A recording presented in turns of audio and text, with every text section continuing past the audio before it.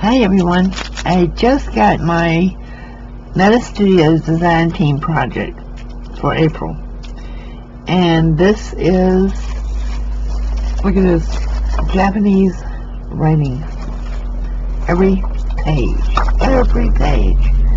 and I have been collecting things to make oriental journals with. Now her instructions were gut it, glue it, paint it, do whatever you want to with it. I'm going to include it in the Oriental journals I'm going to be making. Actually, I might be making Oriental journal kits. Anyway, you'll see this again. But I just wanted to show it to you before I start ripping into it, tearing it apart, gutting it. Some of it will end up as backgrounds on some things, but the majority of it is going to end up in a journal. So, stay tuned. This is a short video, but you're going to see it again and again. See you soon. Bye.